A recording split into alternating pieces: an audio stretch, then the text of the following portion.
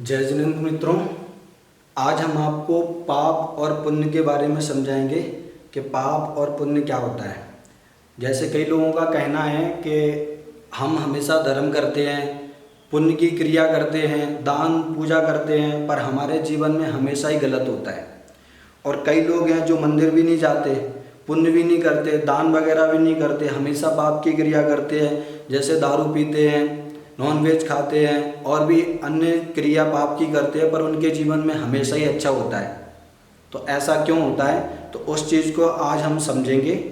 तो कई लोग ऐसे बोलना है, तो आज हम उसी चीज़ को समझाएंगे बिल्कुल सिंपल तरीके से। तो हमारे साथ देखिए,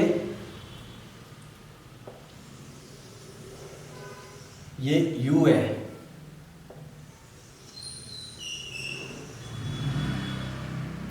अब आप इस चीज को देखिए, ये हो गया पुण्य, ये हो गया पाप। अब इसमें जो हिस्सा है,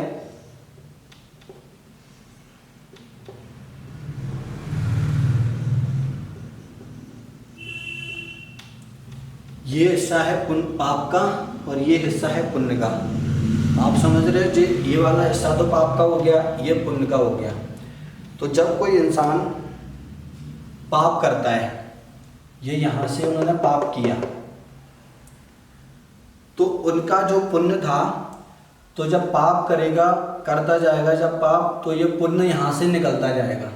जैसे कोई इंसान अगर पाप कर रहा है, तो यहां से जो पाप कर रहा है, तो उसका ये पुण्य यहां पर निकल गया, ठीक है। अब उसके बाद जो इंसान यहाँ पर पुण्य कर रहा है, ये पुण्य कर रहा है यहाँ पे, तो जो उसने पुण्य क्रिया की, तो यहाँ से उसका पाप निकल रहा है।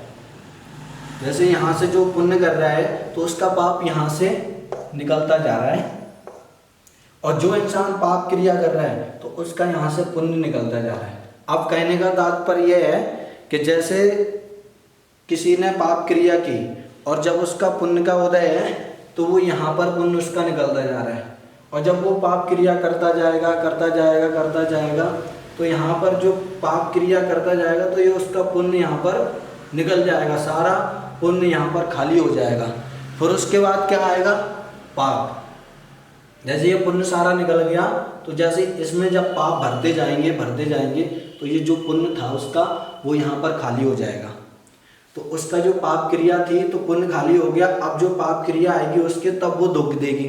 और जो इंसान पुण्य कर रहा है, जैसे उसका पाप क्रिया थी, जो इंसान यहाँ पे पुण्य कर रहा है, जैसे ये पुण्य करता गया, तो जब पुण्य करता गया, तो इसका यहाँ पर अगर ये पाप भरा हुआ है, तो यहाँ पर निकलेगा, यहाँ से जब निकलेगा, तो ये पुण्य सारा भर जाएगा, और जब पाप निकलेगा, तो ये पुण्य आता जाएगा।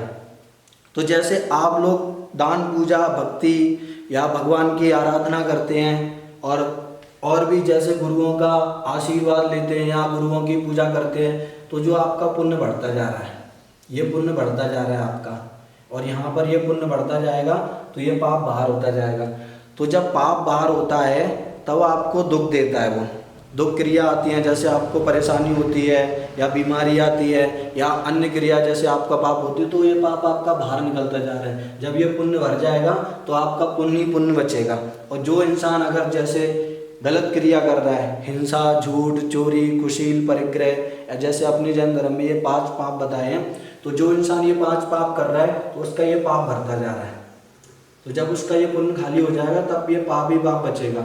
तो कहने का तात्पर्य ये है कि जब अपन कोई भी क्रिया कर रहे हैं, आप मतलब उस चीज़ के लिए निराशा नहीं हुई है, क्योंकि वो इंसान अपना पुण्य खत्म कर रहा है। अगर वो पाप की क्रिया कर रहा है, तो वो इंसान अपना पुण्य खत्म कर रहा है, और जब उसका पाप का उदय आएगा, तब आप खुद आपके सामने आएगा कि इंसान को कितने दुख भोगने पड़ रहे हैं। और जब आप, जैसे मैं आपका शांति धारा में नाम लेता हूँ, या मसूरी मंदिर में भगवान के समक्ष आपके लिए प्रार्थना करते हैं, तो जो आपका पुण्य बढ़ता जा रहा है, आपको दुख हो रहा है या कोई भी परेशानी हो रही है, वो इसलिए हो रही है क्योंकि जब आपका पुण्य बढ़ता जा रहा है, तो आपके पाप बाहर निकल रहा है।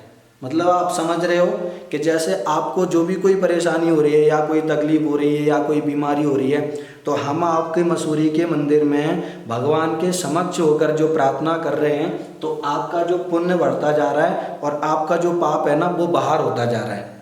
और जब वो पाप बाहर हो जाएगा तो जो पुण्य बढ़ता जाएगा, तो आने वाले उसमें समय में आपको जो पुण्य की क्रिया जो फल देगी, तब आप लोग उस चीज़ को खुद समझेंगे कि जो हमने पुण्य क्रिया की थी उसका हमें सुख आज प्राप्त हो रहा है।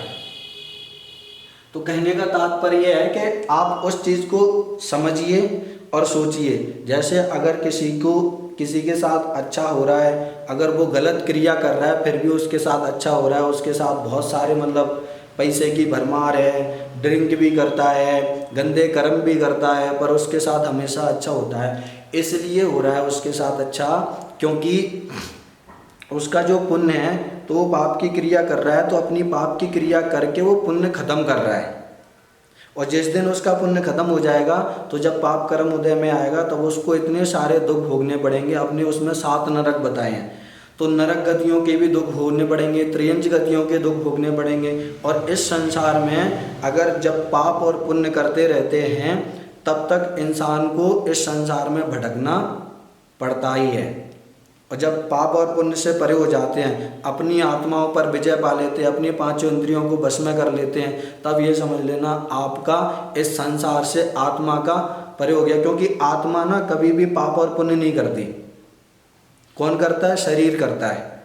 हम इस शरीर के वशीभूत होकर, इस 5 इंद्रियों के वशीभूत होकर पाप करते हैं। क्योंकि आत्मा तो अमर है, वो अमर रहेगी, वो मरने वाली नहीं है। पर ये शरीर है, ये मिट्टी का है, ये पाप पुण्य करेंगे और एक दिन मिट्टी में मिल जाना है। तो हमें खुद सोचना चाहिए कि जो इंसान अगर पाप क्रिया कर रहा है तो उसका पुण्य घटता जा रहा है।